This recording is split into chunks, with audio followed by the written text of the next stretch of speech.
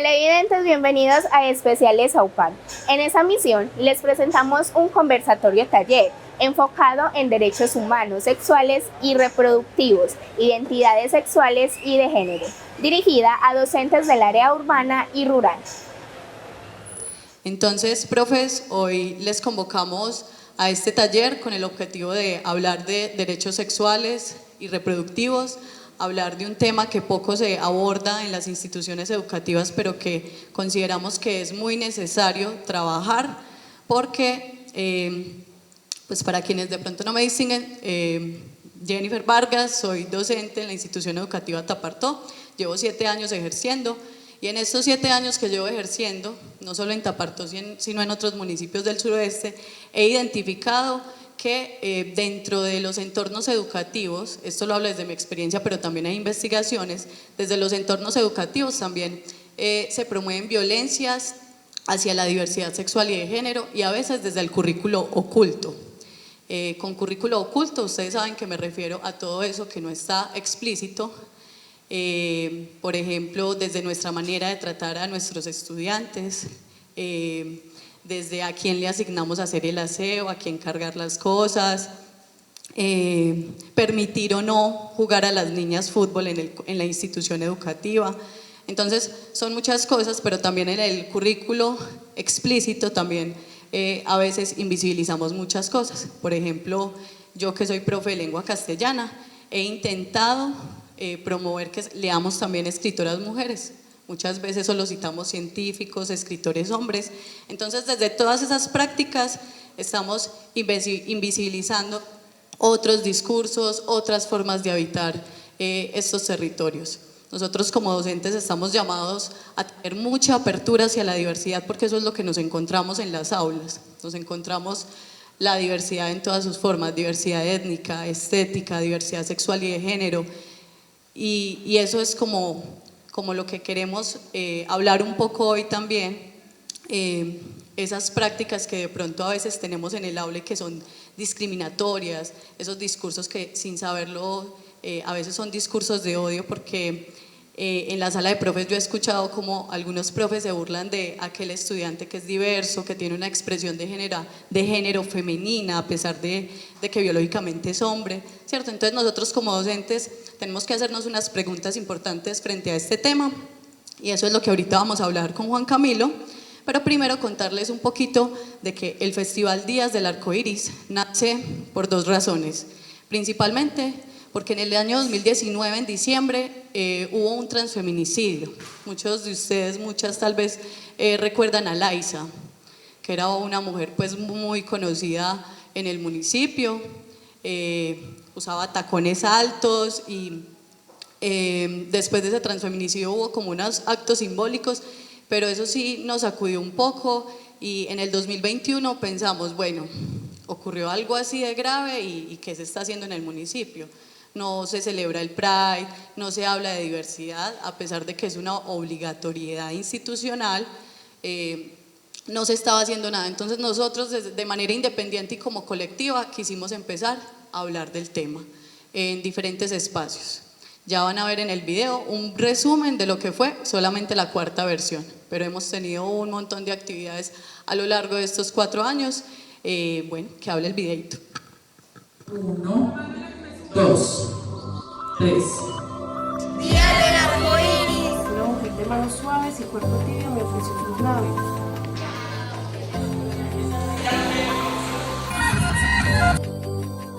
El Festival Días del Arco Iris tiene como objetivo primordial fomentar una cultura ciudadana inclusiva y libre de discriminación hacia la población LGBTIQ+. Este tipo de espacio en una población como antes es muy importante. Y creo que a partir de espacios diversos se puede construir como esa sociedad tolerante y amorosa. Durante estos 4 años hemos trabajado desde 3 líneas estratégicas: educación, arte y cultura. Creo al menos que esto va a permitir también como que haya una expansión o un pensamiento, una mirada diferente a todo este tipo de diversidad que queremos mostrar. con los reconocimientos y las normatividades que estamos pidiendo como grupo, nosotras ya hemos ganado el respeto. Para esta cuarta versión quisimos descentralizar nuestras acciones llevando el festival a los corregimientos de Tapartó, San Peruchito y Santa Rita, además del resguardo indígena Carmatarrúa, con talleres experienciales y artísticos de arte, pintura, teatro. La ruralidad tiene mucho contacto con lo natural por un lado, pero también una particularidad de saberse comunidad. En nuestra cuarta versión, bajo el lema El arco iris que somos, invitamos a celebrar las múltiples formas de habitar nuestros cuerpos y territorios, reconociendo la diversidad propia, pero también la diversidad de los, las y les demás. El arco iris que somos es esa gama de colores tan amplia que hay en el mundo y de la que hacemos parte, y qué rico poder visibilizar todos esos colores. Yo creo que es una manera de ver la humanidad como algo diverso, como algo móvil, que no es siempre de un mismo color. Días del Arco Iris se ha convertido en un referente en la región del suroeste del fomento de la paz y la sana convivencia, además del respeto hacia la diversidad. Continuaremos trabajando incansablemente por generar espacios seguros y libres de discriminación para la población sexualmente diversa. La cuarta versión del Festival Días del Arco Iris se realizó entre el 24 y el 27 de julio, en donde tuvimos una agenda cultural, social, artística y educativa muy nutrida y abierta al público. Dimos inicio a nuestra agenda el miércoles 24 en la institución educativa de Tapartó con nuestro taller Cáscaras. Es un taller de exploración creativa y teatral con puesta en escena, realizados por Ana María Álvarez y Lorena Sorza. En realidad, en teatro, nuestro mayor y más fuerte elemento es el cuerpo. Así que este caminar por el espacio no es caminar por caminar. Acuérdense, por favor, de no dar solamente vueltas, sino de caminar y caminar en el espacio. Hicimos de sentirnos únicos, que éramos diferentes a los demás. Me sentí muy cómoda, me expresé demasiado. Me gusta que nos podemos divertir y salir de lo cotidiano, de todos los días. A mí me gustó mucho porque pude expresar mis sentimientos. Finalizamos nuestras actividades del miércoles con nuestra icónica lectura de colores, en donde hicimos un taller creativo de literatura con bordado en fotografía postal, realizado en Casa Amarilla. La propuesta es intervenir una postal del municipio de Andes con una palabra o una imagen o algo que represente los colores de la diversidad. La idea del taller es también que mientras leemos vamos pensando en esa palabra. Pueden hacer otras figuras si no quieren una palabra, algo que la represente. Hoy estoy bordando palabras. Había llegado a bordar, primer vez. Mi palabra es amor y libertad y mi imagen es un puente. Y el amor y la libertad nos lleva a este puente que es la unión. El arte de tejer a mí me gusta mucho, estoy como aprendiendo una nueva técnica y también compartiendo con un grupo muy importante. El jueves dimos inicio a nuestra agenda con el taller de autoexpresión realizado a través de distintas artes. En este taller nos acompañaron la Escuela para la Sanación Trans en la institución educativa Santa Rita. Estamos realizando unos autorretratos monstruosos a partir de las cualidades que vemos en algunos animales que nos pueden describir. La idea es que cada uno de los chiques pueda pensar en un animal con el que se siente identificado y a partir de ese animal poder ir dibujándose y adhiriendo ciertas cosas como sus heridas, sus fortalezas, hasta construir un monstruo de cada uno desde la base de ese animal. Y gracias a Biblioteca Diversa pudimos desarrollar el taller de narrativa oral con dibujos en la institución educativa San Peruchito. Tuvimos nuestro taller para la exploración creativa de la diversidad en el resguardo indígena de Carmatarrúa con el acompañamiento de la Escuela Artística para la Sanación Trans. La idea es como poder entablar una conversación desde la exploración artística sobre quiénes somos, que nos duele, que nos puede fortalecer. Inicialmente abrir un círculo a partir de un mantra de presentación y de protección. Luego pasamos a crear un autorretrato desde lo simbólico, y en ese autorretrato vamos incluyendo las heridas y dolores, las cosas que nos fortalecen y lo que valoramos. Y finalmente tenemos una conversación al respecto y llevamos esto como al cuerpo en un momento final. Cerramos nuestra noche con una obra teatral acompañada por el colectivo Ramé, nuestra primera obra de teatro con temática LGBTIQ+ en el municipio de Andes. Es una dramaturgia a 4 manos que decidimos escribir con Sebas, con quien ya he colaborado en varios proyectos artísticos. Y en esta obra contamos la historia de Hugo y Manuel, 2 personajes que deciden amar, encontrar el amor y bueno, encuentran un montón de complejidades que ya verán en la obra. Y vos, un cobarde, un puto mentiroso. Sí, ¿y qué? ¿Y qué va a pasar entonces? ¿Me vas a pegar? Dale, vení, pegame, a ver si por una vez en la vida tenés la prueba para aceptar la mierda de persona que sos. ¿Quieres que te peguen? Sí. Nos parece también muy interesante traer una obra diversa a un lugar que de alguna manera también ha sido muy tradicional durante mucho tiempo. Para nosotros es muy valioso como creadores confrontar la obra con distintos públicos, entonces estamos muy emocionados porque es la primera vez que la presentamos acá en Andes.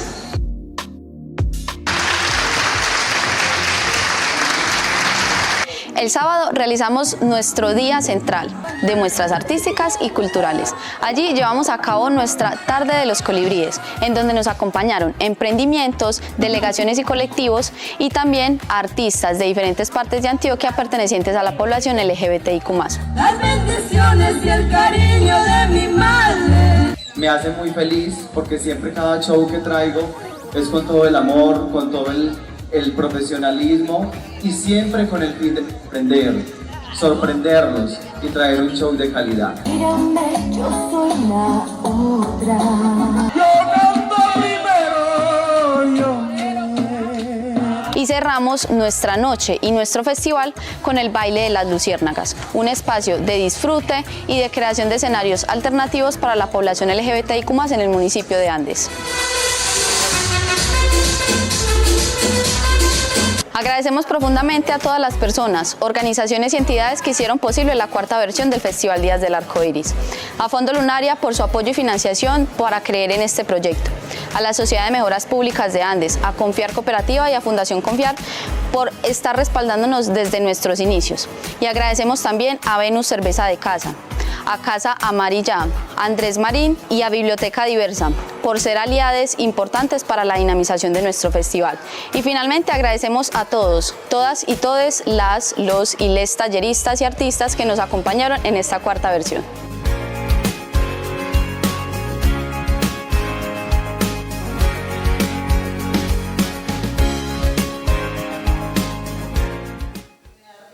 Aclarar esto, pero este festival no promueve la homosexualidad. Este festival simplemente promueve que las personas se acepten en sus maneras de ser. Entonces, cuando fuimos a los colegios llevamos teatro, pintura. ¿Para qué? Para que se sintieran seguros, seguras de lo que eran.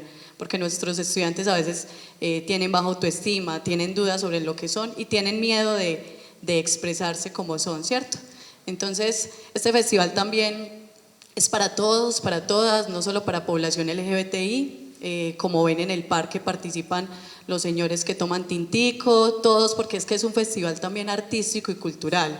Entonces, también estamos promoviendo arte y cultura. Doy paso entonces a Juan Camilo Estrada, nuestro invitado. Tiene pues como toda la formación, no voy a leer como todos los títulos que tiene, a dónde ha estado, pero les aseguro que tiene la formación. Lo conocí justamente en un taller que dio la Gobernación de Antioquia y la UDEA sobre género, y me gustó mucho las clases y por eso hoy está acá. Gracias, Jennifer. Profes, muy buenos días para todas y para todos, espero que estén muy bien. Bueno, como les decía Jennifer, mi nombre es Juan Camilo Estrada, también soy profe, soy licenciado en Ciencias Sociales de formación Bueno, y actualmente trabajo en la Universidad de Antioquia, soy profesor de tiempo completo en la Facultad de Educación y allí tengo como dos tareas principalmente. Una es coordinar las prácticas académicas del pregrado en pedagogía, que es un programa pensado para la educación en contextos no escolares, y también coordino un grupo de investigación, que es el grupo de investigación Diverser, en pedagogía y diversidad cultural, que bueno, quizá nos conozcan un poco más porque acompañamos un programa de formación de maestros y maestras indígenas, que es la licenciatura en pedagogía de la madre tierra. Entonces, como los procesos que acompaño en la Universidad de Antioquia, y pues he venido también desde el 2017 trabajando en la gestión, en el diseño, la gestión de políticas públicas en materia de diversidad sexual y de género, y en el marco de ese trabajo mucho como en la formación permanente del profesorado, sobre todo porque de esto sabrán ustedes más que yo, que están todo el día en la escuela, por todas las obligaciones que nos generó la ley 1620, ¿cierto? A partir de 2013, eso creo yo ha sido el instrumento legal que ha generado mayores cambios en la cotidianidad de la escuela. O sea, creo que ni siquiera el decreto de evaluación en 2010 generó tantos cambios como lo que trajo la ley 1620. Entonces, en el marco de esa ley que he venido como trabajando y acompañando la formación permanente del profesorado, entendiendo una cosa muy particular, y es que a veces cuando trabajamos en la universidad nos alejamos mucho de la escuela, ¿cierto? Como que nos quedamos mucho allá encerrados en la universidad sin saber qué es lo que está pasando realmente en la cotidianidad de las escuelas. Entonces me gusta mucho también esos espacios porque es la oportunidad para escucharles y como enterarme, ¿cierto? Con mayor detalle de qué es lo que pasa. Pues también lo hago a través de mis estudiantes de práctica pedagógica y demás, pero pues es distinto, ¿cierto? La mirada de él o la profe es muy distinta a la del practicante, y más a la de uno que va como externo 1 o 2 horas, se va, ¿cierto? Y como que no tiene que vivir todo eso que pasa día a día en la escuela. Entonces, solamente dejarles, igual la idea es que a través del colectivo pues puedan tener acceso a este material. La diapositiva no es muy linda, ¿cierto? Y tiene mucho texto, pero es porque me interesa que luego, si se pueden acercar a ella, pues tengan como toda la información muy clara. Porque yo puedo aquí traer un apoyo visual, contarles cosas, pero luego cuando uno vuelve al material es como, ay, ¿aquí qué me quería decir? O ya no me acuerdo, ¿cierto? Entonces por eso el material tiene mucho texto.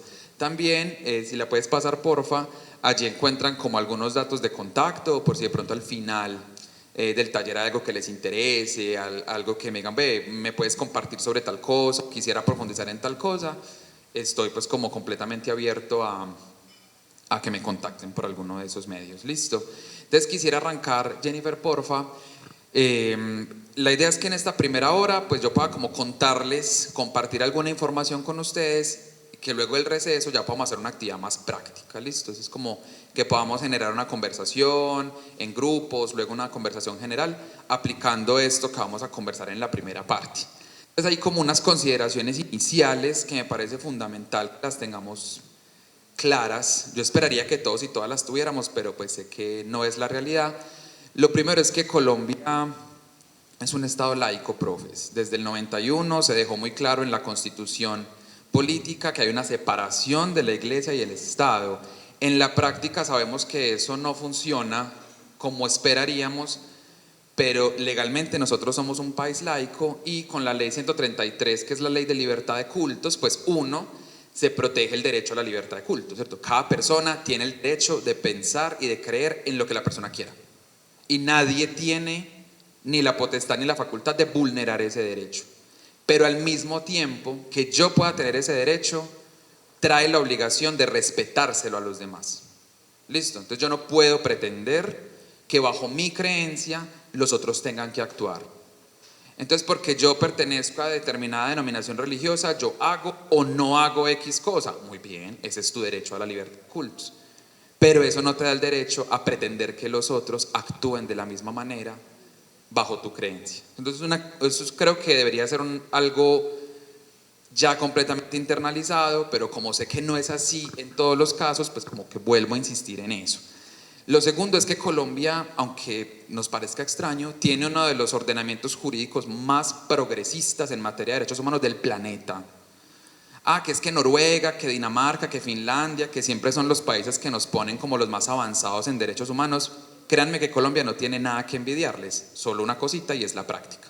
O sea, en el papel nosotros tenemos profes, garantizado cualquier derecho, lo que a ustedes se les ocurra, ustedes lo pueden hacer, siempre y cuando no se vulneren los dos límites de cualquier derecho, el derecho del otro o de la otra y el ordenamiento jurídico.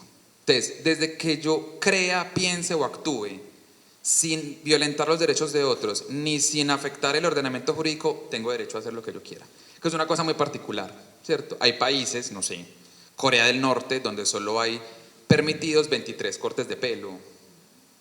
Hay personas que quisieran que aquí fuera igual, les cuento, ¿cierto? Sobre todo en los colegios, pues quisiéramos que todos los niños se cortaran el pelo igualito, todas las niñas el pelo igualito. Eso en Colombia no puede pasar porque, como les digo, nuestro ordenamiento jurídico nos garantiza, profes, cualquier cosa. ¿Listo? Que es algo bien particular en un país tradicionalmente muy conservador. Entonces, a mí me gusta como volver sobre eso. Tercero, que los niños, niñas y jóvenes son sujetos de especial protección constitucional y en consecuencia sus derechos prevalecen sobre los derechos de las personas adultas, estemos de acuerdo o no estemos de acuerdo. ¿Listo? Hay un asunto que sobre todo quienes somos funcionarios y funcionarias públicas tenemos unas obligaciones, porque recuerden que a nosotras también se nos juzga por omisión. A la sociedad civil no, ¿cierto? A la sociedad civil se le juzga por acción, pero a los y las funcionarias se nos juzga además por omisión. Entonces hay unos asuntos en los que tenemos que cuidarnos un poco más. A mí también me gustan estos espacios que como profes tengamos esas cosas claras también para que nos cuidemos, pues porque nuestra función es una función a veces de mucho riesgo, aunque no lo parezca, ¿cierto? Porque no estoy en una zona de conflicto, no es que ese no es el único riesgo, porque hice o no hice esta cosita pequeña, pueden pasar cosas. Les cuento que la ex rectora del Gimnasio Campestre del Castillo, que es el colegio donde estudiaba Sergio Urrego, un estudiante que en 2014 se suicida tirándose del 5º piso de un centro comercial porque en su colegio lo hostigan por ser homosexual, esta rectora está pagando 8 años de cárcel. ¿Listo? Porque además del delito de discriminación, que es un delito, ley 1482, que se sanciona con 3 años de prisión, pues se le sumaron otros delitos, ocultamiento de evidencias, calumnia, injuria, y eso le sumó 8 años de prisión. Entonces a veces como que podemos no tomarnos en serio las obligaciones y las responsabilidades que tenemos y pues qué desafortunado que una colega esté 8 años en prisión, pues a mí me parece muy desafortunado, ¿cierto? Pero pues es la consecuencia de su actuar. Bien. Otras consideraciones, pues que uno de los fines de la educación que está contemplado en el artículo 5 de la ley 115, son 13 fines, el primero de ellos es el pleno desarrollo de la personalidad sin más limitaciones que las que imponen los derechos de los demás y el orden jurídico, ¿cierto? Básicamente lo que les dije ahorita. Entonces vean que ese es uno de los fines de la educación. Uno de los fines de la educación no es que todos seamos iguales, que todos los niños y niñas se vean iguales, se comporten iguales, no. Antes, lo que nosotras y nosotros hacemos debería aportarles es a que cada persona pueda desarrollar plenamente su personalidad, su identidad, sin más limitaciones que eso que les digo, los derechos de otras personas y el ordenamiento jurídico. Son los dos únicos límites que tiene este derecho. Y además, una cosa que me parece muy particular, que es como en la que más he venido trabajando en estos 7 años, es el lugar que tiene el manual de convivencia.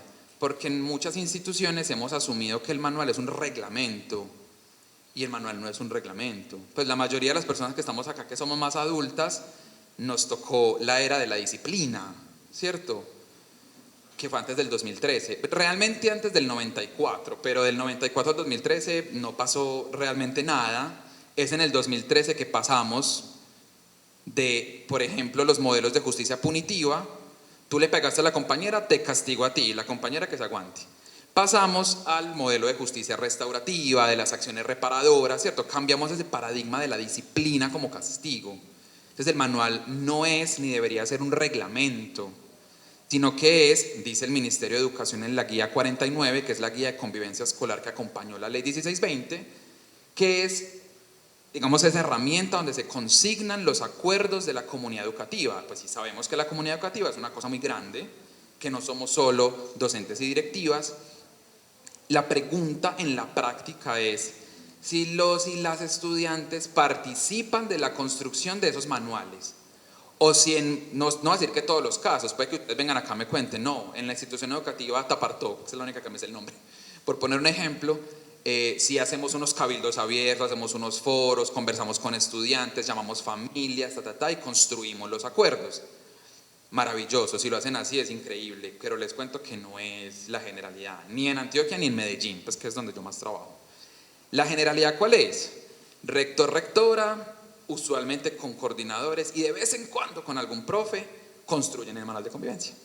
Entonces el manual de convivencia termina siendo el dispositivo a través del cual las personas adultas le imponemos nuestras formas de creer y actuar a las generaciones jóvenes, además son la mayoría en la escuela. Si en una institución donde hay 1000 niños, niñas y jóvenes y 30 adultos, pero las decisiones las toman de esos 30 adultos 3 o 4, podríamos decir que la escuela es una institución antidemocrática. Si pensamos que democracia es la voz de la mayoría, ¿cierto? Que creo que no es la única versión de la democracia. Entonces es un dispositivo en el que el mundo adulto le dice al mundo joven o infante cómo tiene que actuar. Eso no está mal en principio, ya lo vamos a ver, porque finalmente pues, la visión funcionalista de la educación es la transmisión de la cultura a las generaciones adultas, a las generaciones jóvenes, lo que aprendimos en la formación docente con Durkheim y demás, pero eso va teniendo otros matices, porque pues va cambiando la cultura y va cambiando las normas. Y dejo como esas preguntas para que arranquemos. La primera, más importante, es si es responsabilidad de la escuela formar en derechos humanos, derechos sexuales y derechos reproductivos. ¿Cierto? Formar, una cosa es protegerlos, garantizarlos, otra cosa es formar en el ejercicio. Porque a veces pasa, hablo particularmente yo que soy de ciencias sociales, que estoy dando mi clase sobre derechos humanos. Entonces, Convención de 1949, es la Convención de Derechos Humanos, la declaración, perdón. Entonces la estamos escribiendo, los niños muy juiciosos la están escribiendo en el cuadernito y llega la estudiante, pelo verde, y yo le digo, no puedes entrar a clase.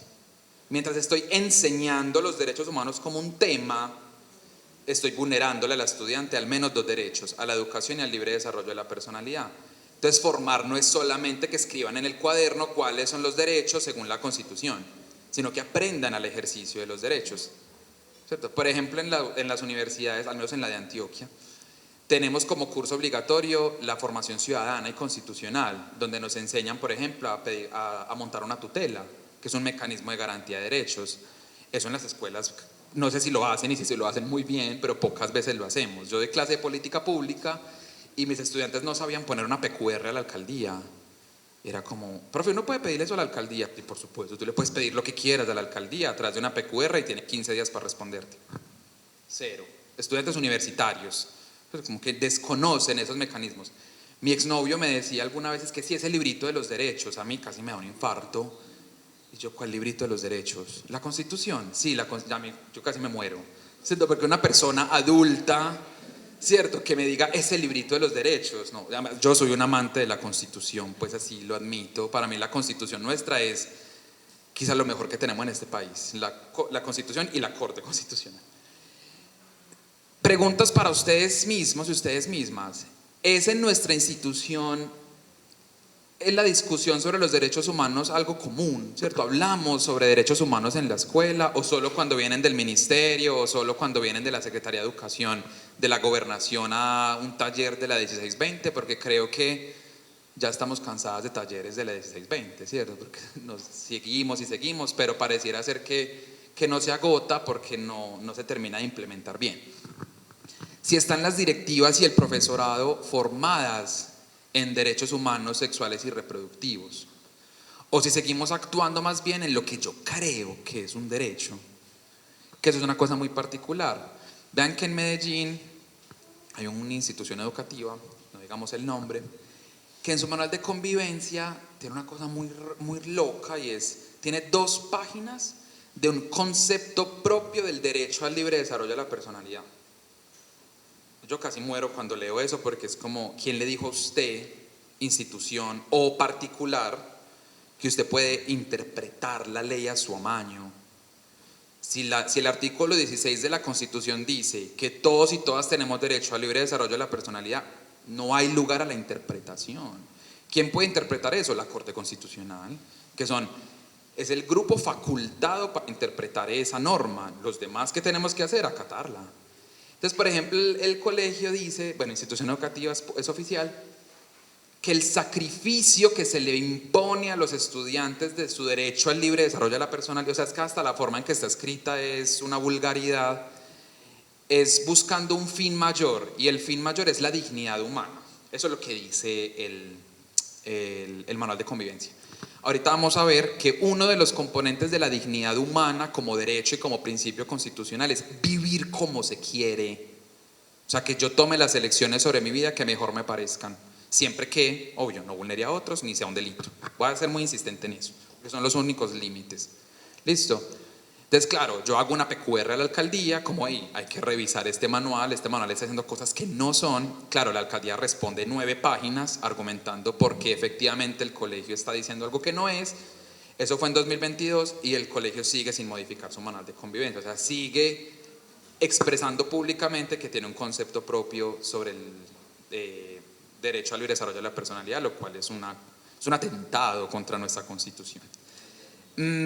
Y lo último, como les digo, son preguntas para que nos vayamos haciendo en el conocimiento de nuestras instituciones. Si hemos identificado normas en el manual de convivencia que de alguna manera vulneren los derechos humanos, ya sea de docentes, ya sea de estudiantes, ya sea de familias. Vamos a ver una sentencia de la Corte, una sentencia del 2017, en el que, por ejemplo, es una profesora a la que se le vulnera su derecho. O sea, porque no siempre estamos hablando solo de estudiantes, pues porque en la institución educativa somos todos y todas somos susceptibles de que haya alguna vulneración, como también somos susceptibles de ser quienes vulneramos esos derechos. Entonces, ahorita les cuento más sobre esa sentencia. Entonces, con respecto a la pregunta inicial, sí es nuestra función y sí es nuestra responsabilidad formar en derechos humanos, sexuales y reproductivos. Nos lo dice el artículo 5 de la Ley General de Educación. Recuerden, es donde están los 13 fines de la educación. Uno de esos es la formación en el respeto a la vida y a los demás derechos humanos, la paz, los principios democráticos, etc. Pero a mí me parece muy loco, ojalá que en sus instituciones no sea así, hablo mucho por Medellín, que por ejemplo el proyecto de obras constitucionales es nada, ¿cierto? Usted participó en la campaña del personero, aquí le firmo sus 50 horas. Por eso salimos del colegio diciendo el librito de los derechos, ¿cierto? Porque finalmente no conocemos la Constitución, aun cuando es una obligación de las instituciones educativas formarnos en el conocimiento y respeto de esos derechos. Lo segundo es que el artículo 43 del Código de Infancia y Adolescencia, que además recuerden que es el código que prácticamente vuelve a los niños, niñas y jóvenes sujetos de derechos, nos dice que es una obligación ética formar a esta población en el respeto por los valores fundamentales de la dignidad humana, los derechos humanos, etc. Y por último, pues con la Ley 1620, que es la más cercana, pues se nos reitera que la educación para el ejercicio de los derechos sexuales, de los derechos humanos, sexuales y reproductivos, es transversal a la convivencia escolar. Quizá antes de la 1620 no hablábamos de esto, pues para quienes han sido profes más tiempo, yo creo que sí fue muy evidente ese cambio con la 1620. Quienes llegamos a ejercer la profesión docente después del 2013, como que ya hacía parte del contexto, pero quienes sí les tocó ese cambio, es más evidente lo que trajo consigo la 1620. Recuerden que eso se los compartimos, pues, para a quien le interese. Volviendo a esa pregunta de si es función y responsabilidad de los colegios, que ya sabemos que sí, que está en el ordenamiento jurídico, ¿qué es lo que nos encontramos? Un debate sobre la responsabilidad de las instituciones. Ojo que estos son públicas y privadas, ¿no? Aquí no vamos a defender bajo ninguna circunstancia que el privado esté por encima de la ley, o que es que al privado no le aplica esto. No, al privado le aplica todo, absolutamente todo. Listo, aquí hacemos énfasis en lo oficial, pues porque todas y todos somos de lo oficial, pero hay que insistir mucho, profes, en que lo privado le aplica exactamente la misma normativa.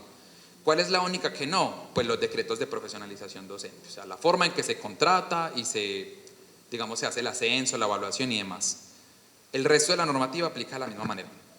Entonces, ¿qué nos encontramos? Un debate que está dominado por la desinformación, los prejuicios y la falta de conocimiento de lo que está consagrado en la normatividad, en la jurisprudencia y en los tratados internacionales en materia de derechos humanos.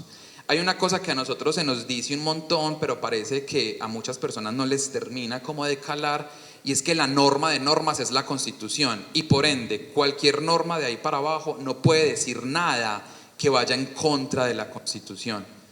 Un manual de convivencia, un contrato, un reglamento de trabajo, no puede decir absolutamente nada que vaya en contra de la Constitución. Pues les cuento, mi tesis doctoral es sobre precarización del trabajo docente en colegios privados. Y hay muchos colegios privados que en sus contratos dicen que está prohibido agremiarse o hacer parte de sindicatos. Imagínense que yo les diga eso a ustedes. Armamos, o sea, el paro que armamos es el paro, ¿cierto? Pues la jornada sindical nos vamos meses a pelearnos porque es un derecho que es constitucional. Por ende, un contrato no me puede decir que es que yo no tengo derecho a agremiarme. En la práctica, los profes de privado no se pueden agremiar. O sea que, pues, aunque el contrato lo diga, igual no lo van a poder hacer. Pero es que no debería decirlo, ¿cierto? Pues porque la norma superior dice que todas las personas que somos trabajadoras tenemos derecho a agremiarnos. ¿Listo? Hay un concepto como para entender qué es lo que pasa con las instituciones, lo tomo, bueno, no lo tomo yo, pues hay otras personas que lo trabajan a partir de Bourdieu, que es la histéresis. Y Bourdieu usa ese concepto de la histéresis para describir ese fenómeno que es muy particular de la escuela, que es una institución que se resiste mucho a los cambios, ¿cierto? Como que la escuela también, porque la misma formación docente nos ha enseñado, ¿cierto? Que nuestra función es como de conservar la cultura y transmitirla. De la escuela como que le cuesta mucho adecuarse a los cambios culturales y legales, entonces existe como una suerte de retraso histórico, ¿cierto? En materia de derechos. Desde el 2003 hay una, desde el 91 con el artículo 16 de la Constitución. En el 2003 sale una sentencia que dice, en otras palabras, ahorita la vamos a ver lo que dice literalmente, pero es que yo no le puedo prohibir a los estudiantes nada en relación con su apariencia. 2003. Y probablemente todavía seguimos diciéndole, no venga con el piercing, el pelo tiene que ser así, el corte de pelo tiene que ser así, las uñas tienen que ser así. Desde el 91 el derecho está garantizado. En el 2003 la sentencia lo reitera. 2025 probablemente en algunos lugares se siga vulnerando ese derecho. Entonces vean que la escuela como que le cuesta y nos generamos un montón de argumentos. Es que los estamos formando para la vida, es que en un espacio de trabajo, profe, eso no es responsabilidad de nosotros, no vayan a trabajar o no, si en el trabajo le dicen hágalo o no lo haga, usted tiene una responsabilidad que le toca cumplirla, ¿cierto? Porque a veces como que recurrimos a ese tipo de justificaciones que no tienen lugar. Hay una sentencia del 2013, por ejemplo, que dice que un espacio laboral, público o privado, no puede exigir cierto tipo de prendas. Que fue una sentencia muy particular porque es una trabajadora de una panadería, además, que su jefe la obligaba a usar falda. Y la chica decía, a mí no me gustan las faldas, yo no quiero usar faldas. Bueno, en todo caso ya pone una tutela, la tutela llega a la Corte Constitucional y la Corte dice como sí, pues para vender panes porque usted jefe cree que las mujeres tienen que usar falda, pero en la vida práctica, en la vida real, que se ponga o no una falda no afecta para nada su trabajo. Por ende, nadie está obligado a usar una prenda, ni siquiera en el trabajo. Ojo, hay asuntos de bioseguridad, ¿cierto? Por ejemplo, en Medellín insistimos mucho con el asunto de las uñas en las chicas y chicos, pues porque eso ya no es un asunto solo de las mujeres. Colegios como el CEFA, no sé si lo identifican, que es como ese colegio femenino tradicional, que tienen, por ejemplo, laboratorio de alimentos. Pues claro, hay una norma de bioseguridad que dice que para manipular alimentos no puedes tener las uñas pintadas. Ese es un argumento objetivo, ¿cierto? Pero no se pinte las uñas porque eso es de grillas, porque a veces podemos escuchar ese tipo de cosas. No, ahí ya estamos actuando desde el prejuicio, etcétera, etcétera. Y esto implica pues como una forma de conservadurismo en las prácticas de docentes y directivas frente a los cambios sociales que se presentan. Hay un asunto, profes, que no es ni propio de nuestro gremio, ni de nuestra generación, no, es un asunto histórico, y es que las generaciones adultas siempre pensamos que lo que hacen las generaciones jóvenes está mal. Quienes de pronto ven o han visto La Rosa de Guadalupe, espero que no, Yo sí la he visto mucho, porque me da mucha risa. En La Rosa de Guadalupe siempre, en cada capítulo pasan dos cosas. La escena donde están comiendo, que la mamá siempre es la que cocina, entonces dicen, ay, te quedaron muy ricas las enchiladas, mamá, y no sé qué. Entonces como reafirmando un rol de género ahí todo el tiempo. Y lo otro es que siempre hay un personaje que dice, en mi época eso no se hacía así, es que los jóvenes de ahora tal cosa. Entonces, si los niños juegan Pokémon Go, los atropellan, los secuestran. Si los niños hacen un no sé qué, publican cosas en Instagram, los matan, quedan ciegos, les cortan una mano. O sea, es como esa necesidad de reafirmar que todo lo que hace las generaciones jóvenes está mal y que los adultos sí hacemos lo correcto. Nos pasa con la música, profes. Es que esa música que escuchan ahora, sí, seguramente la música que usted escuchaba a su mamá, a su papá, a su abuela le parecía horrible. Y así de ahí para arriba, ¿cierto? Y pasa otra cosa que también es muy particular, que la hemos visto mucho ya es después, ¿cierto? Como década del 2000 en adelante, que es la juridización de la escuela. Y es que muchas cosas que se podrían resolver en la institución terminan llegando a las cortes.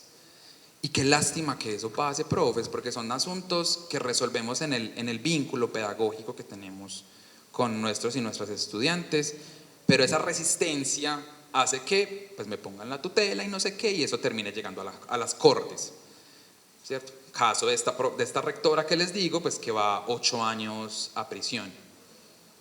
¿Por qué? Porque el profesor de educación física le ve en el celular de una de las compañeras una foto del chico besándose con otro chico. O sea, solo esa cosa que parece tan boba terminó en un suicidio, en una sentencia de la Corte Constitucional, en que tuviéramos que modificar todos los manuales de convivencia de Colombia. No sé si se acuerdan que nos mandaban una matriz que uno llenaba y la tenía que enviar a la Secretaría de Educación, y en que la rectora vaya 8 años a la cárcel. O sea, esa cosa tan mínima, vean en lo que termina, ¿cierto? Eso es la juridización de la escuela. Asuntos que deberíamos resolver al interior de las instituciones que terminan llegando a las cortes. Y eso pasa, entre otras razones, por esto que yo llamo como el doble límite de la norma. Y es que nosotros nos inventamos como una frontera ficticia, ¿cierto? Que no es real, no es material, en la cual hay unas normas nacionales que impedimos que lleguen a la escuela, ¿cierto? Como que le ponemos una barrera. No, así, eso dice esa sentencia, pero aquí no lo vamos a hacer así, aquí lo vamos a hacer como yo digo que se tiene que hacer. Y también un límite que crea unas normas propias de la institución escolar, ¿cierto? Como que son unas normas que solo existen en la escuela. Por ejemplo, que a mí me digan hoy que masticar chicle es una situación tipo 1. A mí eso me parece una cosa muy, no sé, profes, pues con todo el respeto, pero es un poco retrógrada. Es como que mascar chicle es una situación tipo 1. Porque seguimos además en la lógica de las faltas, leves, graves, gravísimas. Y las situaciones no son las faltas con otro nombre. Las situaciones son realmente situaciones que afectan la convivencia escolar. Pues que usted estés mascando chicle, no hay ningún problema. Que tú le pegues el chicle a Jennifer en el pelo, ahí sí es una situación que afecta a la convivencia escolar. ¿Listo? Pero mascar el chicle por sí solo. Que traer las uñas pintadas es una situación tipo 1. Pero eso de qué manera afecta a la convivencia escolar. ¿Cierto? Ahí es... Que el buzo, claro, yo trabajaba en una zona, cuando fui profe de colegio, eso era... En la Loma del Escobero, arriba en la montaña en Envigado, hace mucho frío. Y bueno, ese era un colegio privado, entonces los chinos tenían plata para el buzo. Pero yo estaba como en la escuela pública que quedaba ahí en la vereda, y es como si la familia no tiene para el buzo, tienen el buzo rosado que la abuela le regaló el 24 de diciembre, pues ¿qué va con ese buzo? En ese frío y no puede ir con el buzo rosado porque no es el buzo del... Ahí estamos vulnerando un derecho, ¿no? ¿Cierto? Pero como que es que la norma es la norma. Esa norma solo funciona en la escuela, no funciona afuera. Es un poco como lo que pasa en el metro en Medellín. Como que hay unas normas que funcionan en el metro, pero afuera se nos olvidan por completo. Más o menos es como la analogía que se me ocurre. Entonces, esto es lo que les decía, profes, como muy importante estos dos principios constitucionales que aparecen en las sentencias. Sentencia del 2003, hace 22 años, ¿cierto? Los centros educativos tienen la obligación de observar las disposiciones constitucionales, ¿cierto? Estamos obligados a cumplir unas normas. En efecto, el respeto al núcleo esencial de los derechos fundamentales de los y las estudiantes, bueno, lo voy a decir en otras palabras porque aquí es un poquito más enredado. ¿Tenemos la función de regular el comportamiento de niños, niñas y jóvenes? Sí, por supuesto, eso es una tarea que es clara en la función docente. Sin embargo, ese regular los comportamientos no puede de ninguna manera afectar el núcleo esencial de los derechos fundamentales de los y las estudiantes.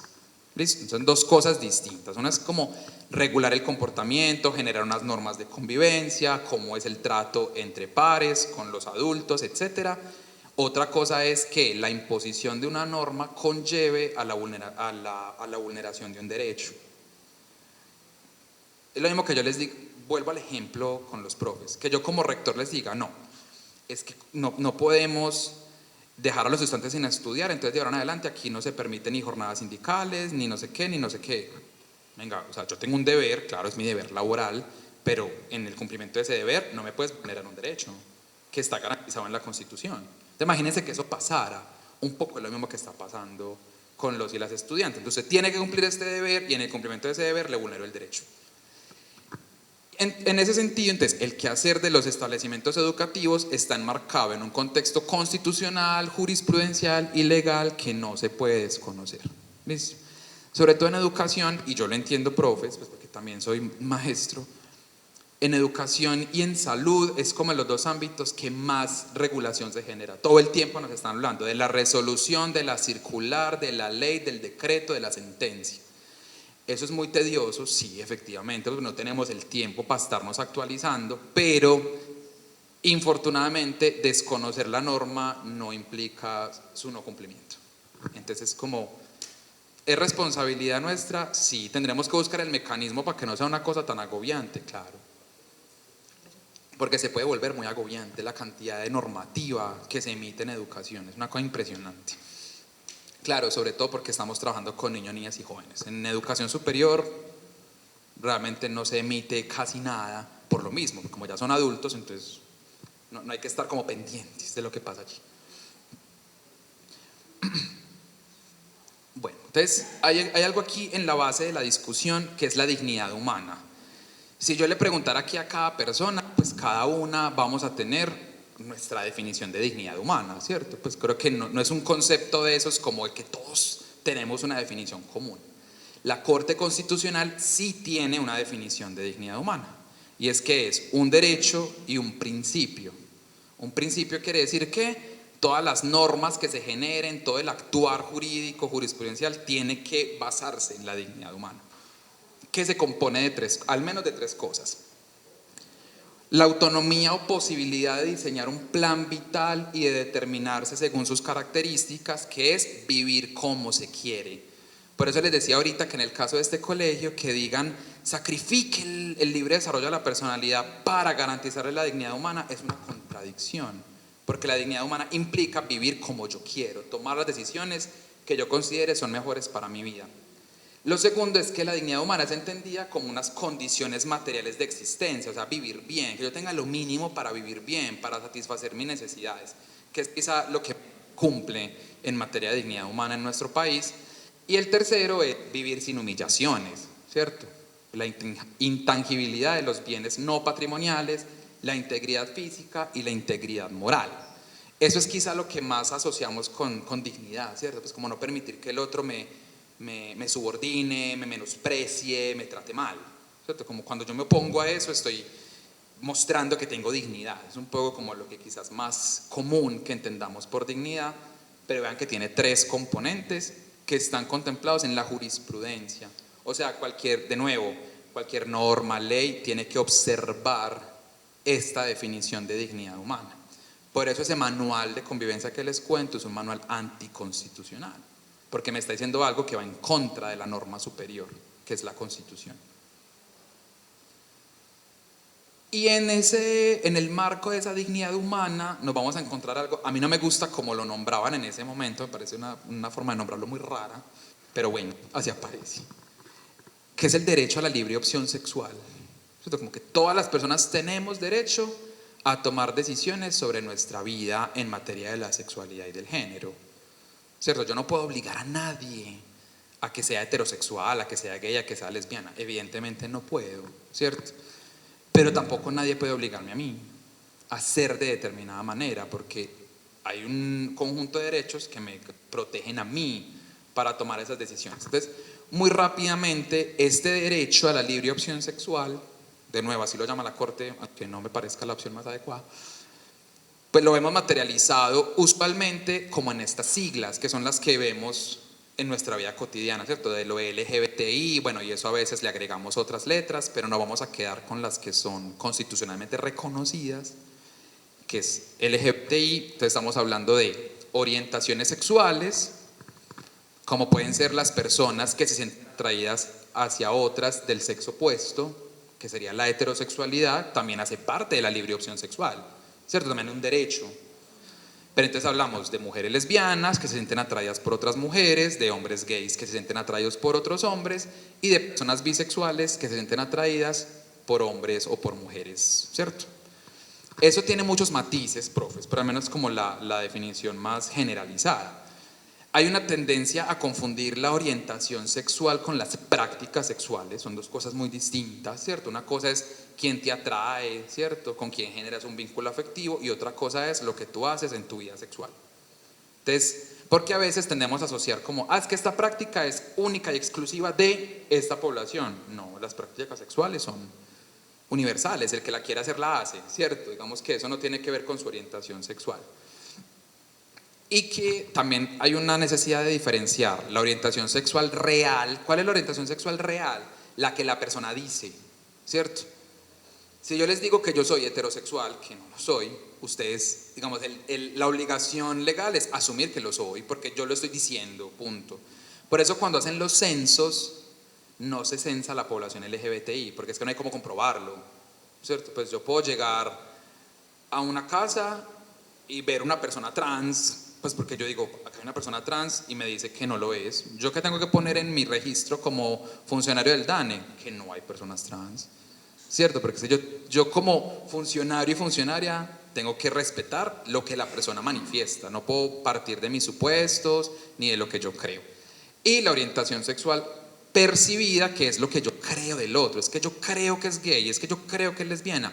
Usted tiene derecho a creerlo, profes. Nosotros tenemos derecho a la libertad de conciencia. Yo puedo creer, voy a poner a Jennifer de ejemplo, perdón.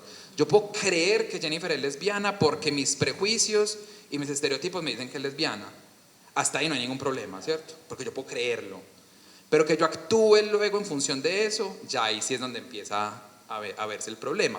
La ley 1482, que es la ley antidiscriminación, castiga la discriminación, que es el acto. ¿Listo? Porque pues aquí todos y todas podemos tener pensamientos, o sea, no debería ser, obviamente, pero podemos tener pensamientos racistas, sexistas, clasistas, xenofóbicos. Mientras estén aquí, en la materialidad no pasa nada. Realmente sí pasan cosas, pero no me pueden castigar. Ya cuando yo actúo en función de ese prejuicio racista, sexista, ahí sí me pueden castigar, porque aquí lo que se penaliza es la acción de discriminación. ¿Listo? Entonces, por eso, una cosa es la orientación sexual real, lo que la persona me dice que es, y la orientación sexual percibida, que es lo que yo creo, pero pues yo puedo creer muchas cosas, ¿cierto? La identidad de género, que es con lo que asociamos esa letra T de trans, pues en términos muy sencillos son aquellas personas cuya identidad de género no corresponde con el sexo que les fue asignado al nacer. ¿Listo? Esta letra o esta categoría de trans tiene como su otro lado, su relato alternativo, que somos las personas cisgénero, por si alguna vez ven esa palabrita por ahí. Las personas cisgénero somos aquellas que nuestra identidad de género corresponde con el sexo que nos fue asignado al nacer. Yo soy un hombre cisgénero, yo me identifico como un hombre porque sí, ¿cierto? Pues porque mi identidad de género es masculina y casualmente mi anatomía sexual es de macho, ¿cierto? Como que coinciden que a mí me hayan nombrado como hombre y que yo me identifique como hombre. Eso está muy bien, como también debería estar bien que las personas trans pues decidan identificarse como ellas quieren, independientemente del sexo que les fue asignado al nacer. Y les cuento, profes, que Colombia, de nuevo, es uno de esos países donde legalmente, ser una persona trans es mucho más fácil. Aquí se puede cambiar el nombre, el componente sexo y el número de la cédula sin necesidad de nada más allá que pedirlo. Hay países donde te piden una cirugía genital, hay países donde te piden terapias hormonales, ¿cierto? Como que te piden una prueba real de que usted no es un hombre. Aquí es simplemente ir a decir al notario o al juzgado, quiero cambiar mi nombre, mi componente sexo. Ah, sí, claro que sí, usted paga la escritura pública y le generan un nuevo documento. Es un país donde ese derecho está legalmente garantizado. En la práctica puede haber muchas barreras, eso es indiscutible, pero aquí está protegido. ¿Por qué les menciono lo del cupo numérico? Solo como chisme. Hasta cierto momento las cédulas se emitían con unos números diferenciados por género, ¿cierto? Acá hay personas que probablemente, si son varones, tienen un 71, si son mujeres, tienen un 43, un 42, ¿cierto? Afortunadamente a mi generación no nos tocó eso. Entonces, claro, podía pasar que llegaba una mujer transgénero que su nombre era, no sé, Lucía, su componente sexo dice F de femenino y la cédula decía 71, 840, 322. Entonces, claro, como yo sé que esas son cédulas de hombres, pues yo le pregunto, venga, ¿y usted por qué tiene una cédula de hombre? Pues claro, la persona trans tenía que explicar, sí, es que yo nací, pero soy una persona trans. Las personas trans todo el tiempo les toca explicar por qué son trans. A las demás no, ¿cierto? A mí no me preguntan por qué tengo ese número de cédula. Entonces, claro, la registraduría civil también permite el cambio del cupo numérico, ¿cierto? De ese número. Legalmente, bueno, no legalmente, en términos prácticos no es muy recomendable, pero pues hay personas que lo hacen y está bien, tienen derecho a hacerlo. Digo que no es muy recomendable porque conocí un caso de una persona muy cercana que hizo todos esos trámites después de los 50 años. Le pasó esto de que le preguntaban usted su cédula porque es de hombre, si usted es una mujer, entonces explicar. Y cuando solicitó el cambio para dejar de ser 71 y que le dieran la 1030 y tales, Colpensiones le dijo que ya no tenía semanas. Entonces imagínense que uno a los 50 años Colpensiones le diga usted no tiene semanas. Pues claro, entonces tocó armar como todo un equipo jurídico para explicarle a Colpensiones, parce, es la misma persona, solamente muévale las semanas de la 71 tal a la 103, pero eso para Colpensiones fue todo un proceso como de 4 meses. Imagínense la persona ahí sufriendo, pues porque que a mí me lo digan ahora que tengo 500 semanas me daría muy duro, pero pues bueno, todavía tengo 20 años o más para volver como a completar eso, pero pues que a uno a los 50 y tantos le digan eso, pues no, es justificación para muchas cosas, ¿cierto? Bien, y por último esa letra I, que quizá nos puede también a veces generar muchas confusiones, tiene que ver con las personas intersexuales, que son aquellas cuya anatomía sexual no corresponde del todo ni al macho ni a la hembra. Es la forma correcta de nombrar eso que por muchos años llamamos personas hermafroditas. Eso ya no lo usamos en los seres humanos, lo usamos en los animales no humanos y las plantas. En los seres humanos hablamos de intersexualidad. ¿Listo? Que puede ser en los genitales, ¿cierto? Que el genital no sea del todo ni un pene ni del todo una vulva, porque puede haber unas formas de los genitales particulares. Puede ser en los cromosomas, ¿cierto? Que la persona no sea XX o XY, sino que sea X0 o sea XXY. Los profes de naturales pueden explicarnos eso mejor que yo, que soy de sociales. Que las hormonas, ¿cierto? Que sea hembra, pero produzca una mayor cantidad de testosterona que de estrógenos. Listo, entonces, esas son las formas de la intersexualidad. Cuando la anatomía sexual, o sea, es un asunto eminentemente biológico, ¿ok? Hay unos derechos asociados con eso. Por ejemplo, que a ningún bebé, ojo, y eso es muy importante porque Colombia fue el primer país en América en prohibir eso. De nuevo, Colombia siendo ahí como rara, que creemos que está muy atrasada, pero no. Fue el primer país en el continente en decir, si un bebé nace con genitales ambiguos, no se puede operar. Porque lo que hacían antes del 99 era construir una vulva, que es lo más fácil quirúrgicamente. Pero luego, pues venían problemas, porque esa persona quizá no se identificaba como una chica, pero ya no había vuelta atrás. Entonces, ¿qué dice la Constitución? La Corte, la persona tendrá que elegir. ¿Cuándo? Cuando tenga pleno uso de conciencia, o sea, después de los 14. Después de los 14 la persona viene al sistema médico y nos dice, ve, yo quiero que me construyan una vulva, quiero un falo, es un poco más difícil, pero es posible, o nada, ¿cierto? Así como estoy bien. Entonces, vean que hay unos derechos asociados también con la intersexualidad. Bien, entonces todo esto hace parte de ese derecho a la libre opción sexual. Entonces quiero que a esto le sumemos entonces los derechos sexuales y reproductivos. No lo voy a explicar yo, hay un video del Ministerio de ¿cómo se llama? Como prosperidad social, bueno, el de salud y no recuerdo bien, bienestar social,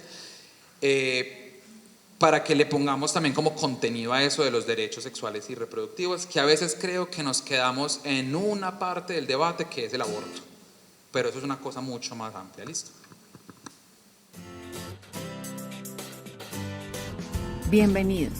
El día de hoy hablaremos de los derechos sexuales y reproductivos. ¿Qué son los derechos sexuales y reproductivos y por qué son importantes?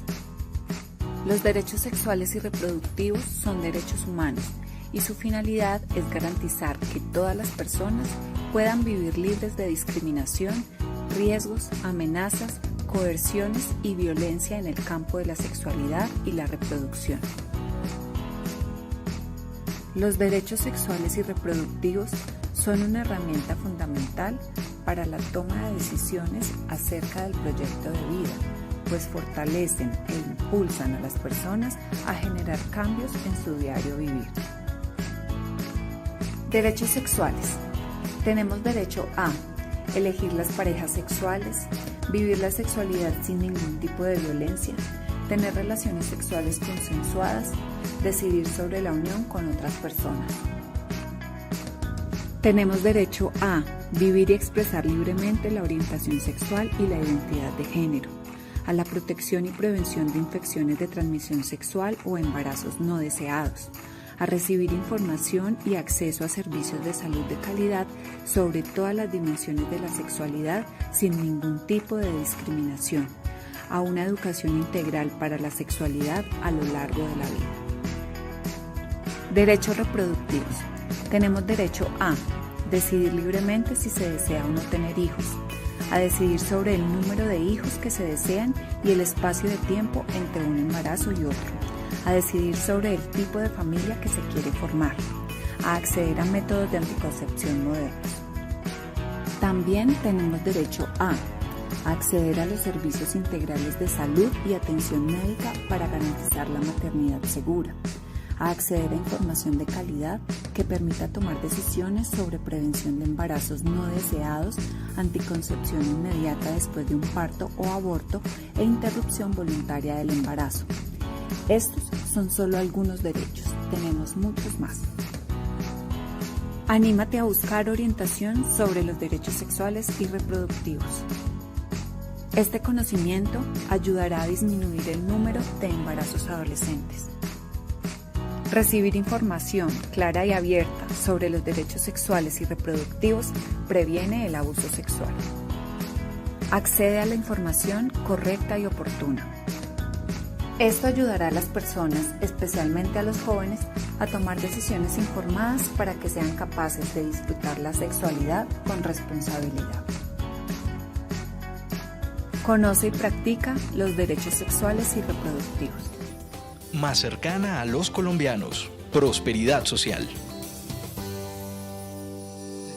A eso, por ejemplo, hay que sumarle unos que pueden parecernos como extraños. El primero es el derecho al agua o al acceso al agua. Piensen, por ejemplo, en las chicas o en las hembras cuando tienen el ciclo menstrual, ¿cierto? Como lo que implica no tener acceso al agua. O a los productos de higiene menstrual, ¿cierto? Que suelen ser, por ejemplo, muy costosos. Yo no sé si aquí en Andes hay presencia de lo que llaman el subsidio menstrual. En Medellín lo administra Confama y es un dinero que se le entrega a algunas mujeres y hombres trans para poder costear esos productos de higiene menstrual, ¿cierto? Que por ejemplo los que tenemos anatomía de macho, los varones, pues no, eso no le vemos importancia, pues porque no hace parte de nuestra cotidianidad. Otro muy importante es los espacios públicos iluminados, que de nuevo para los varones puede ser como sí, normal, pero para las mujeres es un asunto más necesario, ¿cierto? Porque los riesgos están ahí, pero también los miedos, también las inseguridades, ¿cierto? Puede que no te vaya a pasar nada, pero hay una historia que te hace pensar que sí te puede pasar, entonces como que el espacio público iluminado pues te hace sentir un poco más de seguridad. Entonces ese tipo de cosas van asociadas a los derechos sexuales y reproductivos.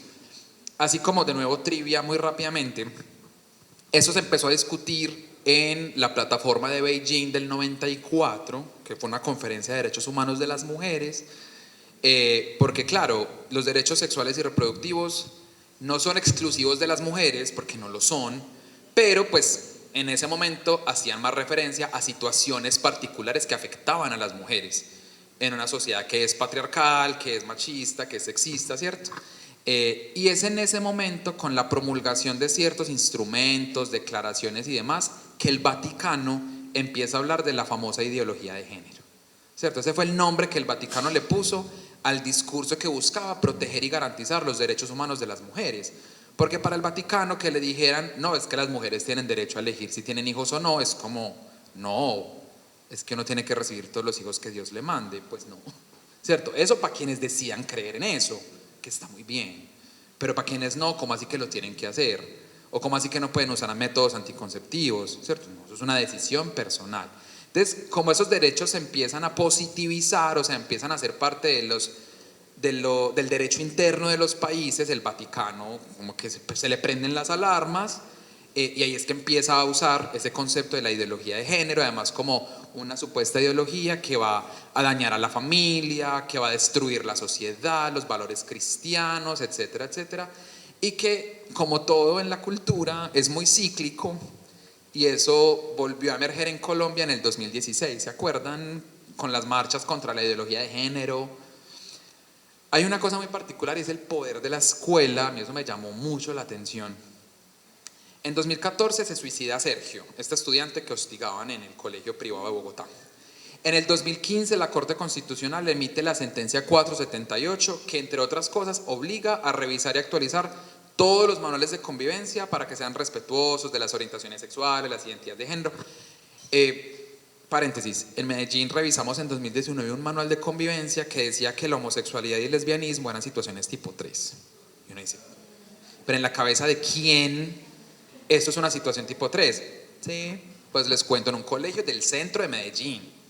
Que uno diría, no, pues colegio, una escuela rural en Peque, por allá en la no, centro de Medellín. Situación tipo 3. Uno dice, esto es una cosa ridícula. O sea, esta persona se quedó en el 79 cuando el Código Penal decía que la homosexualidad era un delito. Pero bueno.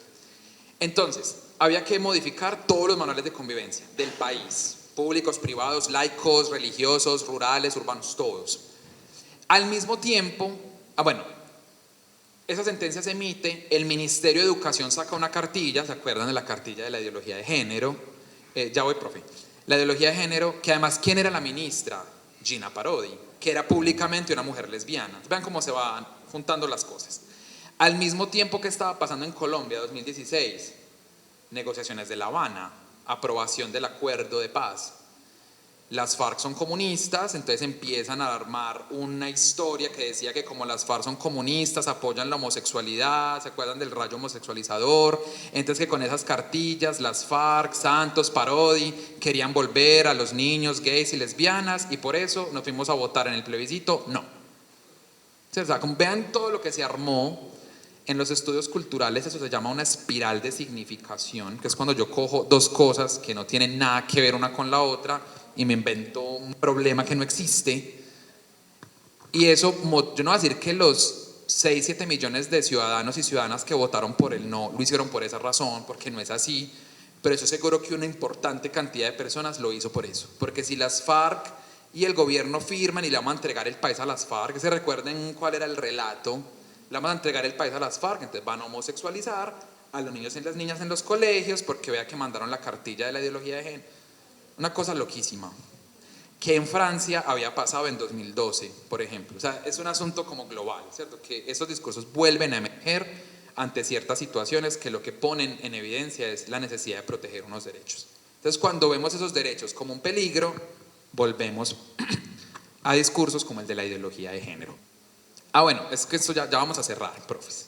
A propósito, por eso decía que el profe de pronto se me estaba adelantando un poquito, pero esta de las relaciones afectivas no la traje, pero qué bueno que la mencionamos. Hay mucha jurisprudencia. En materia de derechos humanos, en Colombia casi todo se ha regulado a través de sentencias, sobre todo en temas más polémicos. El matrimonio igualitario, la adopción por parejas del mismo sexo, la interrupción voluntaria del embarazo, la eutanasia. ¿Por qué? Porque el Congreso, que si es elegido por voto popular, evita al máximo dar esas discusiones. porque si yo voto a favor, me echo medio país en contra. Si voto en contra, me echo al otro medio país en contra. Entonces el Congreso, por ejemplo, suele hacerse el de la vista gorda en este tipo de temas. Como la Corte Constitucional no la elegimos por voto popular, la Corte actúa y ya, ¿cierto? Ahí no le importa si lo van a elegir, si no lo van a elegir, porque no dependen del voto popular. Entonces, por eso la Corte es la que ha garantizado en su mayoría este tipo de derechos. Ya les mencionaba la 1233, que es esa que nos dice que regular el comportamiento de los estudiantes no puede bajo ninguna circunstancia vulnerarles sus derechos. O sea, como que hay que diferenciar esas cosas. La 562 es una sentencia muy interesante, fue la sentencia de Kim Zuluaga, para que pronto quienes se les sea familiar, que es la sentencia a partir de la cual se garantiza que las personas trans pueden ir a las instituciones con el uniforme que corresponde a su identidad de género. ¿Listo? Entonces el rector, rectora, coordinador, coordinadora no puede decirle al estudiante, es que como usted aquí aparece como Luis Miguel, usted tiene que venir con jean. No, porque la prenda se usa en función de la identidad de género que la persona declara. ¿Listo? Y está protegido constitucionalmente. La 565 también me parece una sentencia muy interesante porque ya dice de manera tácita, ¿cierto? Ya no lo deja como a la interpretación abierta.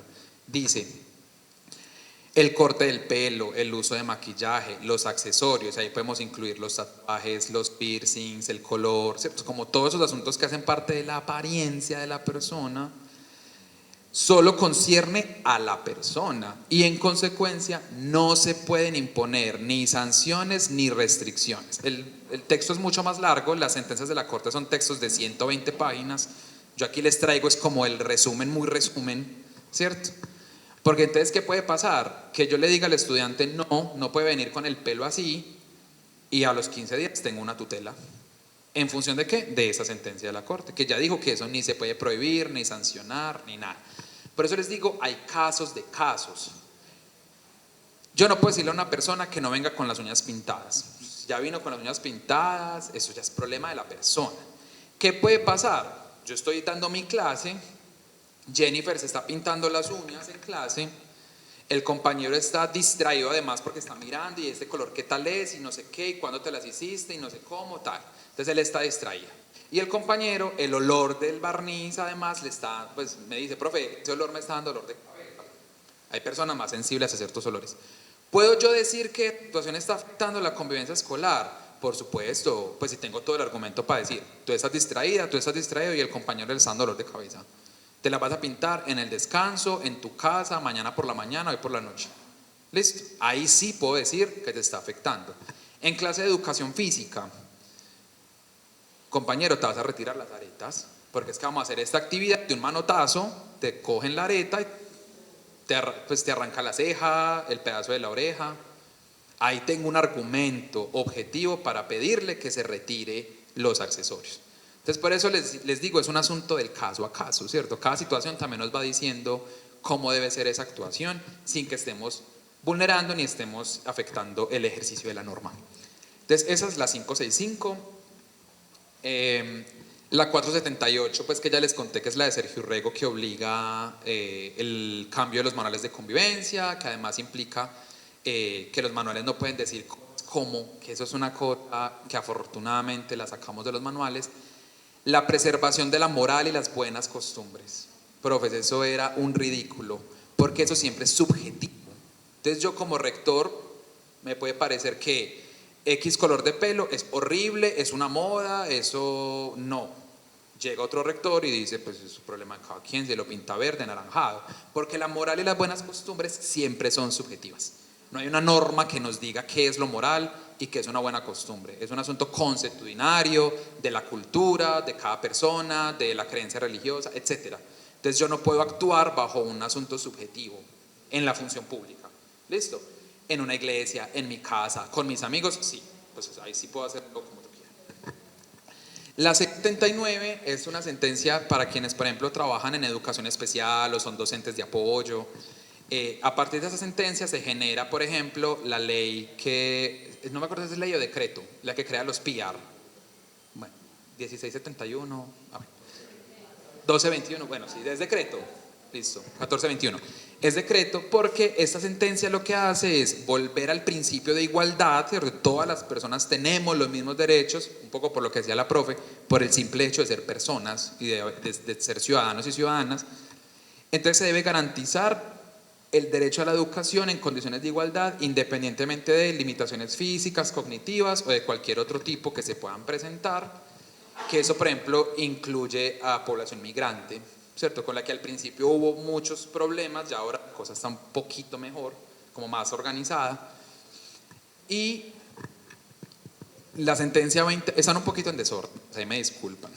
La sentencia 2020 que protege la intimidad en 3 ámbitos: la reserva de la información privada, no intromisión en los espacios propios. Por eso ahorita con lo que preguntaba el profe, yo decía, bueno, es una cosa más del acuerdo, de cómo vamos a comprometernos, porque bajo esta sentencia yo no podría ir a decirle, ustedes en su relación de pareja tienen que hacer tal cosa, porque me estaré haciendo una intromisión, a su vida íntima. ¿Cuándo sí tengo que actuar? Ojo, profes, con eso, para que estemos muy pendientes. Cuando hay un riesgo a la integridad de una de las personas, ¿cierto? O viene mi estudiante de 13 años y me dice, sí, es que mi novio que es fulanito, y yo, fulanito tiene 24. Ahí inmediatamente tengo que actuar, profes. No es que, es que si la mamá la deja, cero. Hay que actuar inmediatamente, ¿cierto? Hay que activar la ruta que corresponda. Porque yo sé que hay puede que no pase nada, pero es que de entrada ya se está cometiendo un delito, ¿cierto? Entonces, ojo con eso, que ahí sí tenemos que actuar. Y la no intromisión en el cuerpo físico, ¿cierto? De nuevo, esto se deriva de un caso que fue una cosa muy loca en un colegio, creo que como en el sur del país, Huila, Tolima. Estaba una coordinadora en lo que llamábamos, yo no sé si todavía lo llaman así, la formación, que el lunes nos ponían a hacer las filas, todavía se hace, bueno, listo. Nos ponían a hacer las filas, entonces la coordinadora empieza a hablar como que las chicas además tienen la responsabilidad de educar a sus compañeros varones para que las respeten, para que no les digan cosas, para que no las, o sea, poniendo siempre la responsabilidad. De entrada estaba mal. Y la coordinadora dice, pues no me acuerdo cuál es la expresión exacta, pero la voy a tratar de replicarla. Entonces la coordinadora dice como, bueno, es que las niñas se tienen que hacer respetar. Por ejemplo, Mariana, la de séptimo B, que está más tocada que una guitarra. Imagínense eso con 800 estudiantes. Cuando yo leía la sentencia yo pensaba, pues lo primero que yo hago es ponerle de apodo a Mariana a la guitarra, ¿cierto? De abuso. Entonces es como, bueno, ese caso llega a la corte y la corte efectivamente le dice al colegio, la coordinadora, usted vulneró el derecho a la intimidad, a la privacidad, buen nombre. O sea, usted hizo una cosa que está muy mal, además al decirlo públicamente, tomarla como ejemplo, usar el nombre. O sea, que la profesora hubiera dicho, hay niñas más tocadas que una guitarra, está muy mal, pero es una generalización, pero es que uso el nombre y el grado de la estudiante. Entonces, de esto se deriva este asunto de usted no se puede meter en ese tipo de cosas. Y las últimas, que son la 524, la de libertad de cultos, que es el que les digo que es con una profe. 5 minuticos y termino. Fue muy interesante porque la profe no era una profesora católica, pues no recuerdo si dice si era de otra denominación o si no era creyente. Y el rector le dice, como aquí hacemos misa cada semana, usted que es la coordinadora, la directora de grupo de cuarto A, tiene que llevar a los niños a la misa. Y la profesora dice, no, pues yo no voy a ir porque no soy católica, yo no quiero ir a misa. Yo me quedo aquí en el colegio, no sé, moviendo sillas, haciendo planeaciones, subiendo al máster, lo que sea. No, usted tiene que ir porque es que su trabajo indica que usted tiene... Bueno, la profesora presenta una tutela por vulneración al derecho al trabajo, porque se sentía discriminada, se sentía atacada, no sé qué. Esa tutela llega a la Corte Constitucional y cuando llaman al rector, como que de su versión de la historia, el rector dice como no, a la profesora nosotros no le decimos nada, ni la discriminamos, ni la tratamos mal porque es católica. Simplemente al principio del año yo siempre le digo a las familias y a mis profes que como esto es un colegio católico hay que ir a misa. Un colegio público. Es claro, la Corte Constitucional que dice, pues usted acaba de confesar que usted sí estaba vulnerando el derecho de la profesora a la libertad de cultos porque usted está obligando a toda su comunidad educativa a participar de una misa, un colegio público que tiene que ser por naturaleza laico. Claro, pues en la práctica, el problema es la práctica. Entonces, ¿qué pasó? ¿Qué dice la sentencia de la Corte? ¿El colegio, la institución puede hacer actividades religiosas? Sí. La misa, la Santa Ceniza, el rosario, no soy católico. Los rituales propios de cada religión. ¿Qué no puede hacer? Obligar a nadie, ni estudiantes ni profes, a participar. La participación tiene que ser voluntaria. Y no puede hacer parte de las funciones. ¿Sabes? No me pueden decir, es que su función es llevar al grupo a la... Mi función es dar clases, subir notas, planear, venir a jornadas pedagógicas. Mi función es ir a misa. En ninguna parte del decreto, ni del 2277, ni del 1278, dice que yo tenga que ir a misa. Entonces es importante. La 363, también muy importante, pues, protege el nombre identitario. Porque ¿qué dice la sentencia? El nombre de una persona no es el que dice su documento de identidad. Y esto nos puede sonar muy loco y podemos estar en desacuerdo, pero eso dice la norma. El nombre de la persona es el que ella se da a sí misma. Y mi obligación como institución pública es reconocerle ese nombre. Ojo, eso tiene matices. Yo voy a graduar a Jennifer, que legalmente en su registro civil es Jennifer, pero Jennifer ya me dijo, mi nombre no es Jennifer, mi nombre es David, porque es un nombre transgénero. En el acto de graduación yo voy a llamar a David, ¿cierto? Así, David, graduado, tal. David viene por su diploma. ¿Qué va a decir su diploma? Jennifer. Porque yo no puedo emitirle un diploma con un nombre que legalmente no existe. Pero en el reconocimiento público mi obligación es reconocerle ese nombre. Cuando llamo a lista, ¿a quién tengo que llamar? A David. Cuando le voy a subir notas en el máster, ¿a quién le subo las notas? A Jennifer. ¿Cierto? Porque una cosa es lo legal, que yo no lo puedo modificar. Otra cosa es el reconocimiento social, que ese sí tengo la obligación de hacerlo. Me pidió un certificado para la caja de compensación. El certificado va a decir Jennifer Vargas. No va a decir David en ninguna parte, porque si no es ese certificado, no va a tener validez. Listo, entonces ven que por eso les digo, es un asunto como del matiz de la situación. Pero el nombre es el que la persona se coloca. No aplica solo en el caso de personas trans. Piensen, por ejemplo, sobre todo, no exclusivamente, pero es más común, en algunas chicas que te dicen, sí, yo me llamo Vanessa Díaz Hoyos, pero por alguna razón hay un conflicto con la figura paterna, por abandono, por abuso, por violencia, y te dice, profe, a mí dígame Vanessa Hoyos, porque yo no quiero nada con ese señor. ¿Cómo hay que decirle Vanessa Hoyos? Si ella ya me dijo que su apellido no es Díaz, que ella no se identifica, no se reconoce con ese apellido, a mí que me cuesta decirle Vanessa Hoyos. Ya, yo le digo Vanessa Hoyos, punto. Entonces es un asunto de que el nombre es el que la persona se da a sí misma.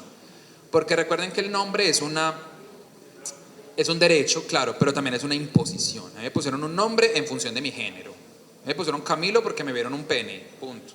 No por otra razón, ¿cierto? Es una razón cultural. Que ya yo me identifique o no con ese nombre es otra discusión. La 443 también fue una sentencia muy importante. Este fue un caso en un colegio en Sabaneta, que básicamente lo que dice es: las instituciones educativas públicas y privadas tienen la obligación de acompañar y garantizar el proceso de transición de género de sus estudiantes. ¿Listo? Porque ¿qué pasaba, por ejemplo, en este colegio? A José Manuel no lo dejaban salir del descanso, que porque se tenía que quedar en el salón con la psicóloga, o sea, porque como él estaba loco por ser trans. O sea, pasaron muchas cosas muy pailas en esta institución. Entonces la Corte dice, es que usted tiene que eliminar barreras administrativas, tiene que capacitar a su equipo de trabajo, tiene que sensibilizar a su comunidad educativa para que él o la estudiante se sienta parte de la comunidad educativa. Y no es si quiere o no quiere, es que lo tiene que hacer, porque ya está estipulado en la sentencia. Y por último, la 832, esta sentencia me parece muy bella, porque es como una mezcla de la libertad de cultos y la identidad de género. ¿Por qué? Son 3 estudiantes, mujeres cisgénero, pues que nacieron con anatomía de hembra, se identifican como mujeres, que hacen parte de la iglesia pentecostal, en la Normal de Tadó, creo, en Chocó. Esa normal durante mucho tiempo fue una normal masculina, solo recibía hombres. Cuando empezaron a recibir mujeres, no modificaron el manual de convivencia. Entonces el manual de convivencia decía que de 1 a 11 podían usar lo que llamamos el jumper o la falda, pero que en el ciclo, en 12 y 13, tenían que usar pantalón, porque era el uniforme que siempre había usado la normal en el ciclo. Las estudiantes muy amablemente van a donde su rector y le dicen, profe, no, pues nosotras no podemos usar pantalón porque, no sé, Ezequiel 24:7 dice que la mujer no usará prendas de varón por X razón. O sea, ellas están actuando bajo un mandato religioso que ellas voluntariamente aceptaron, ¿cierto? Entonces, ¿qué le decían al rector? Nosotras tres, las otras verán cómo vienen, pero nosotras tres vamos a venir con la falda, porque eso es lo que nuestra religión nos indica que debemos hacer. Y el rector les dice, no, porque el manual de convivencia dice que es pantalón, y a mí no me importa, pues usted verá qué hace. Pues las estudiantes hacen una tutela, la tutela llega a la Corte Constitucional y pues ¿qué creen ustedes? La Corte Constitucional dice, claro, es que es libertad de cultos. Si a ella su religión le dice que no le puede poner un pantalón, no lo tiene por qué poner, porque además ir a clase, ¿qué tiene que ver con que use falda o pantalón? Ya, ellas verán. Además, ellas no están pidiendo que se imponga la falda. Ellas están diciendo que ellas tres van a ir con falda, las demás verán si van con pantalón, lo que quieran. Que eso es lo que les decía ahorita del límite, ¿cierto? También del derecho. Yo vengo con la falda, las otras verán con qué vienen.